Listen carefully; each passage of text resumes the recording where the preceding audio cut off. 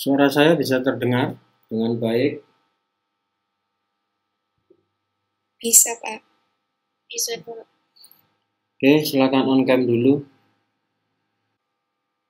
Kalau hari Jumat ini ada berapa mata kuliah? Cuma satu, Pak. Apa? Cuma satu. Oh, mata kuliah ini aja. Oke. Tadi sudah saya kirim bukunya ya. Sudah dibaca ya. Seperti yang saya instruksikan ya. Sudah.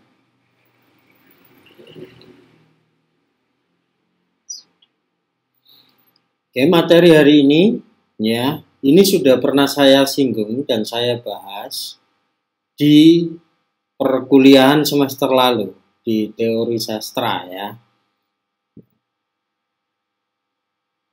Silakan siapa yang mau menyampaikan gagasannya terkait materi yang kita pelajari pada pertemuan hari ini. Silakan, siapa yang dahulu? Nyantri. Karena ini sudah pernah saya bahas di pertemuan kali pertama di mata kuliah teori sastra, ya. Dan hari ini subnya materinya sama juga. Baru semester kemarin loh ya, belum semester yang lalu ya, baru semester kemarin. Ayo. Dan tadi sudah saya beri kesempatan untuk membaca dulu literatur yang sudah saya kirim. Mulai, kalau nggak ada yang ngomong saya tunjuk, kalau nggak ada yang ngomong saya panggil ini namanya. Aini dulu, Aini. Ya, silakan Aini. Pengertian sejarah. Ya, Pak. Untuk pengertian sejarah sastra sendiri itu merupakan pengetahuan yang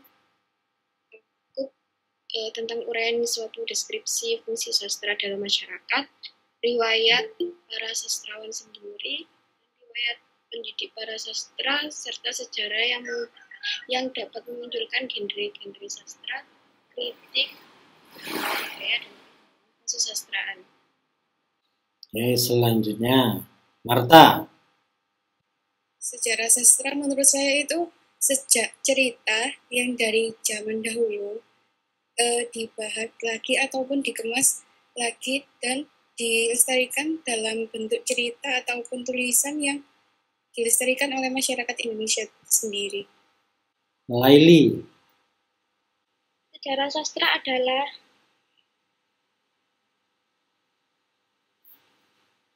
salah satu dari 3 cabang ilmu yang mempelajari perkembangan sastra yang dihasilkan oleh suatu masyarakat atau bangsa. Tadi baru menyampaikan terkait pengertiannya, belum pada keterkaitan dengan studi sastra yang lain. Ya, saya kan sudah menyampaikan itu di teori sastra. Ilmu sastra itu terdiri dari apa saja, ya. Itu dikaitkan dengan itu juga untuk jawaban yang terakhir ini disampaikan oleh Putri. Silakan Putri.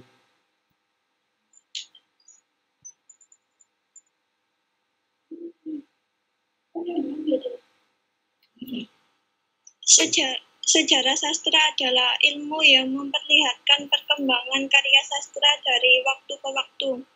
Para penulis memilih karya-karya yang menonjol, karya-karya puncak dalam suatu kurun waktu. Ciri-ciri dari setiap kurun waktu perkembangannya, peristiwa-peristiwa yang terjadi di seputar masalah sastra. Oke. Belum mengarah pada keterkaitan dengan ilmu-ilmu sastra yang lainnya. Apa keterkaitannya? Sudah lupa? Ada yang masih ingat semester 1 kemarin pada teori sastra?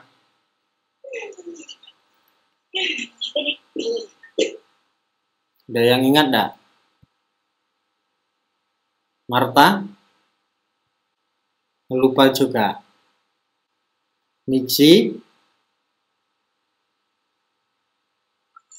Izin menambahkan, Pak. Oke. Sejarah sastra perlu dipelajari untuk mengetahui perkembangan budaya daerah atau bangsa yang terdapat dalam karya sastra tersebut. Sudah, itu saja. Ada lagi? Yang lain? Yang belum ada suaranya? Lisa? Lisa ini mana ini kok nggak on cam? Lisa? Kamu ikut puasa juga, Talisa? Kok nggak mau on cam? On cam dulu dong. Kenapa? Kameranya rusak. Kartika, ini belum on cam. Alan sudah standby. Wajahnya kok tegang-tegang ya ketika saya tanya minta untuk menjawab gitu ya. Pembelajaran dua arah itu membuat deg-deg gitu dah. Iya.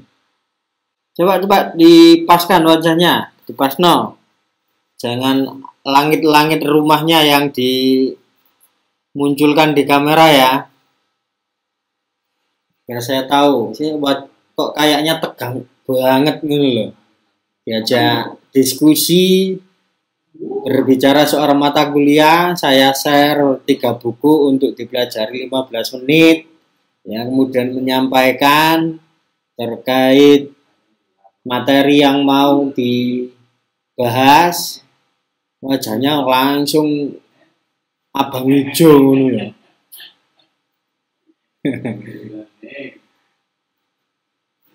Ya. Oke, karena ini adalah pertemuan materi yang pertama. Kalau kemarin kan pertemuan pertama, ini pertemuan materi yang pertama. Jadi kita mendiskusikan bagaimana duduk perkara mata kuliah ini di dalam disiplin ilmu sastra ya. Seperti yang sudah saya sampaikan di teori sastra di mata kuliah semester pertama ya. Itu saya sudah menyampaikan bahwa ilmu sastra itu dibagi menjadi 3 disiplin ilmu. Bahkan di pertemuan pertama kemarin saya sudah membahas juga, menyinggung juga ya. Yakni 1, ilmu sastra itu terdiri dari teori sastra. Yang kedua adalah yang kita pelajari hari ini, sejarah sastra ya. Teori sastra itu fungsinya itu kita akan memahami jenis ya, kemudian teori-teori yang digunakan untuk mengkaji dan menganalisis ya. Apa yang dikaji dan dianalisis itu yang akan kita pelajari di sejarah sastra, yakni tentang karya dan pengarang, juga fenomena-fenomena yang terjadi di dalam dunia sastra itu sendiri. Dan yang ketiga, genre yang ketiga, yang terakhir itu adalah kritik sastra. Nah, kritik sastra sendiri ketika masuk ke ranah mata kuliah di universitas ya, itu nanti akan dibagi-bagi, dipisah-pisah lebih kecil lagi ya. Jadi kaitannya seperti itu, hubungannya antara teori sastra, kemudian sejarah sastra dan kritik sastra ya. Posisinya sejarah sastra ini akan menyambungkan antara teori sastra dan kritik sastra ya, karena sejarah sastra ini posisinya sebagai objeknya ya, sebagai objeknya. Nah, objek itu kalau ketemu teori sastra nanti menjadi kritik sastra ya. Jadi semacam itu yang akan kita pelajari di semester ini, dan saya sudah ngirimkan ke tadi 3 buku, dan silakan mencari tambahan buku-buku yang lain ya. Itu nanti persiapan untuk kalian menyiapkan makalah yang dipresentasikan ya. Dimulai pertemuan yang keempat ya. Semua sudah dapat kelompoknya. Kartika mana Kartika? Kemarin bingung nggak dapat kelompok katanya ya. Iya Pak, sudah sama Marta. Ya, on cam dulu, on cam dulu. Kenapa ditutup? Sudah dapat sama Marta. Iya, sudah. Oke. Ya, jadi itu kita nggak perlu panjang lebar di perkuliahan yang awal ini. Kita seperti yang saya sampaikan di pokok bahasan di pertemuan yang kedua, yakni pengertian sejarah sastra Indonesia dan keterkaitan dengan studi sastra di kontrak kuliah ya, dibuka, dicek. Ya, tadi kan sebelum membaca bukunya kan pasti ngecek itu. Sekarang materinya apa? Baru kemudian melihat bukunya yang saya share tadi. Ya, saya sudah memberikan 3 buku minimal. Selanjutnya, teman-teman bisa menambah artikel ya, bergerilyanya mulai hari ini. Ya. Mulai bergerilya, mulai dikumpulkan materinya. Ya. Karena nanti presentasi biar lebih siap, tidak seperti di teori sastra kemarin ya. Ini harus lebih siap karena ini sudah semester 2, sudah punya pengalaman 1 semester, tidak hanya di mata kuliah teori sastra yang saya ampu, tapi juga mata kuliah yang lain saya yakin itu juga ada presentasi gitu toh. Ya. Jadi semacam itu. Apa sih fungsinya kita mempelajari sejarah sastra? Ya. Fungsinya yakni kita bisa mengetahui ya bagaimana peristiwa-peristiwa di dalam sastra, khususnya di sastra Indonesia ya, karena kita di mata kuliah ini sejarah sastra Indonesia ya. Kita fokusnya ke sejarah sastra Indonesia ya. Tidak membahas sastra negara-negara yang lain ya. Kapan sih sastra Indonesia itu lahir? Nah, itu dibicarakan sejak lahir sampai hari ini, bahkan pra adanya sastra Indonesia itu akan dipelajari di mata kuliah ini ya. Jadi semacam itu. Kalau kita menyebut kapan sih sejarah sastra Indonesia itu ada, kira-kira kapan jawabannya? Masih belum ada gambaran. Ya. Kalau berdasarkan kata sejarah sastra, berarti sejarah sastra Indonesia, ya berarti ada kata Indonesia, jawabannya ya gampang, sejak adanya Indonesia. Ya, berarti kapan adanya Indonesia itu? Tahun berapa? Indonesia ada itu loh, dikatakan ada di belahan dunia ini itu kapan? Loh, gak bisa jawab juga. Hah? Kapan Indonesia ada? Kapan Indonesia dicetuskan menjadi Indonesia itu kapan? 1945. Nunggu angel menit lho rek. Karena ketika kita berbicara sejarah sastra berarti kita juga sejarah sastra Indonesia berarti kita tidak boleh melepaskan dari sejarah Indonesia itu sendiri ya. Nah, tetapi yang kita pelajari ya di dalam sejarah sastra Indonesia itu ada masa periodisasi sejak adanya Indonesia. Nah, tetapi karena sebelum-sebelumnya itu sudah terjadi gerakan kesastraan di Indonesia, di dalam sejarah sastra juga disinggung ya pra sejarah ya sastra Indonesia. Jadi ada pra, kemudian periodisasi ya seperti itu hingga saat ini ya. Makanya nanti ada beberapa periodisasi yang disebutkan dan dibahas oleh penulis-penulis dalam sejarah sastra Indonesia ya sebelum adanya Indonesia ya. Ada di Balai Pustaka Pujangga Baru gitu ya. Itu disinggung Bahkan jauh sebelumnya, sebelum era itu sudah ada kesastraan Indonesia, tapi belum Indonesia ya, sebutannya sebagai sastra Nusantara. Ya. Makanya ketika menilai itu secara teritori, ya, di negara-negara lain itu ada karya-karya sastra, di Nusantara itu juga sudah ada karya sastra. Ya.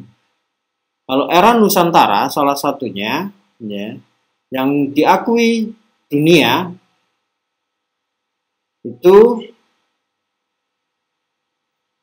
negara Kertagama, ya, salah satunya itu era Nusantara. Eranya kerajaan mana? Tahu? Negara Kertagama, kerajaan Majapahit. Apakah itu muncul di dalam sastra Indonesia? Muncul, ya. Senjakalaning Majapahit, ya. Sanusi Pane itu menulis di dalam karyanya, naskah dramanya. Makanya di era prasejarah sastra itu muncul lagi, ya, sastra Nusantara diulas kembali. Jaringan saya sedikit bermasalah, terputus ya. Ya, ada sedikit gangguan jaringan. Suara saya sudah terdengar? Sudah. Ini ya, gak ditakoki ngono wis berbinar-binar ya wajahnya ya. Tadi nek ditakoki abang hijau kuning ngono aja.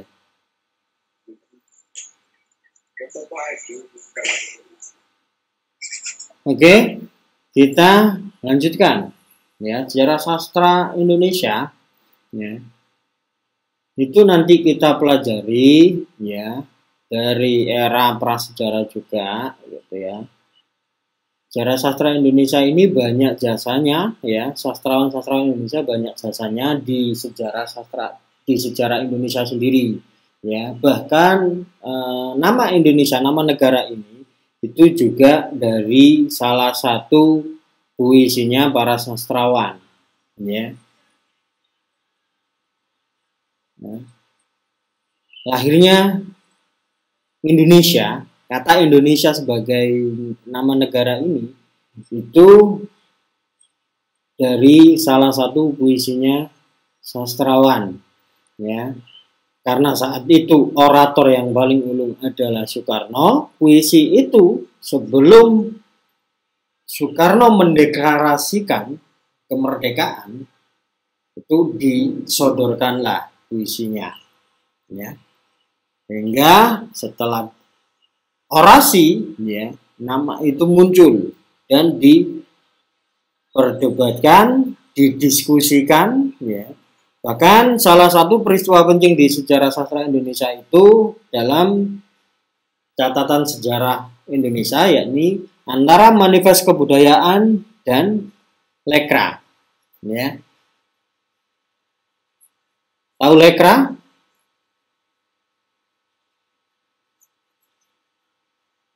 Nah, ini ada kaitannya dengan sejarah Indonesia ya. Ketika kita berbicara Lekra, teman-teman kalau tidak ada pengetahuan berarti perlu membaca sejarah Indonesia juga karena nanti akan bersinggungan ya antara sejarah Indonesia dengan sejarah sastra Indonesia itu sendiri ya. Jangan dilepaskan sendiri-sendiri. Jadi itu kaitannya antara sejarah sastra Indonesia dengan sejarah Indonesia itu sendiri. Untuk kelompok satu, kelompoknya Ahlan ya. Iya, Pak. Untuk presentasi. Materinya apa? Sudah dipersiapkan karena nanti kan ini pertemuan kedua. Ya, dipersiapkan. Jangan menjelang presentasi ya, 1 hari menjelang presentasi baru disiapkan. Ya, persiapannya biar panjang, diskusinya apa yang dimasukkan di makalahnya itu biar lebih luas ya. Kalau yang 2 hari sebelum kuliah baru nyusun materinya, ya itu nanti tidak efektif ya. Karena pokoknya mari untuk presentasi, jadinya gitu ya, dipersiapkan mulai hari ini. Terlempar ya, terlempar lagi. Jadi mungkin itu pertanda perkuliahan harus diakhiri dulu biar nanti saya ngomong nggak terlempar lagi ya. Jadi mungkin itu dulu, jaringan saya sedang tidak baik-baik saja ya. Itu pengantar untuk perkuliahan yang kali kedua untuk masuk ke materi yang pertama ya. Jadi itu saja, silakan dipelajari dan cari literatur penunjang yang lainnya, dipersiapkan untuk presentasi kelompoknya. Oke, ada yang mau disampaikan sebelum saya akhiri? Tidak ada. Ya, silakan, Ahlan. Untuk makalahnya itu kan disusun kayak semester 1 kemarin atau gimana? Iya, seperti yang kemarin. Tapi diupayakan lebih baik dari yang kemarin ya. Ojo tambah elek ya, harus lebih baik. Oke, ada lagi dari yang lain? Afif ini nggak ada orangnya ini ya. Lagi darusan ya. Hanya Kak. Kenapa? Presentasinya itu melalui Google Meet apa? Ya, pertemuan keberapa? Pertemuan keberapa? Coba saya lihat di kontrak kuliah. 4 ya. Kayaknya 4 itu sudah habis lebaran ya? Atau belum? Ya, Pak. Kalau habis lebaran berarti nanti ya di kelas. Ya, untuk puasa ini kita pakai daring saja ya. Energinya gayen darusan ya. Intinya gayen darusan. Sing lebih banyak.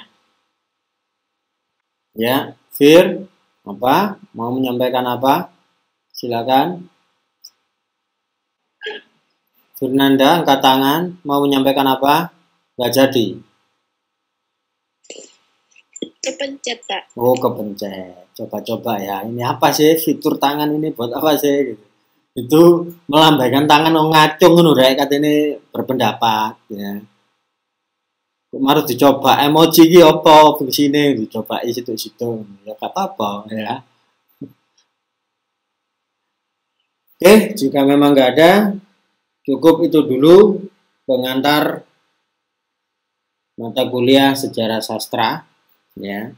Seperti yang disampaikan tadi, kalau nanti pertemuan keempat itu sudah selesai bulan Ramadan ya, sudah masuk Syawal ya, ya berarti di kelas.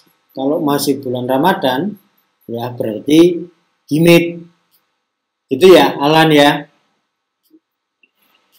Oke, Pak. Oke, disiapkan karena itu 2 minggu lagi ya. Oke, cukup sekian dari saya. Saya akhiri, wassalamualaikum warahmatullahi wabarakatuh. Waalaikumsalam. Jangan lupa subscribe.